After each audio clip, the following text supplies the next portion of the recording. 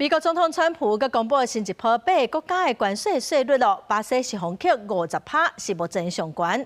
外界嘛正紧张讲，咱台湾到底会封扣几%咧？或者是预计讲应该是未超过25%，嘛认为讲咱台湾较慢公布，其实会当较乐观的。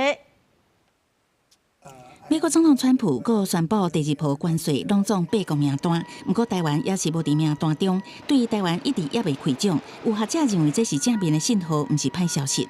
如果台湾跟日韩比起来，我们没有消费品这里的障碍；如果台湾跟马来西亚比起来，对于中国发展所谓的非红供应链，我们应该是比马来西亚更值得可信，更值得成为美国的盟友。所以你从这个角度来看，台湾是不可能会超过25%的。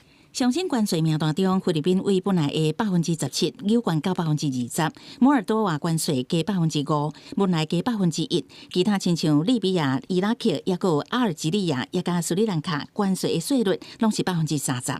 不过巴西为10%，一群有关到50%，正做目前关税上悬的国家。专家认为，台美关税谈判卡条的，包含金融甲贸易地区权的存在。另外，伫农业部分是谈判防守的红线。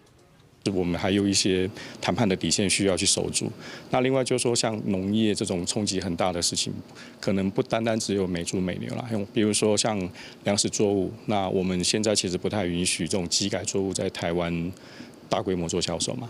那如果说我们也弃守这一块，这个其实对我们的冲击也都会很大。贸易紧张的情势歹消透，不过市场对美国联准会可能降低利息的预期心理转强。美股四大指数收红，激励台股开红盘，盘中捌起到22,649点，起超过120点。新IPO对换美金以29点100块开出，早盘以29.233落超过8分。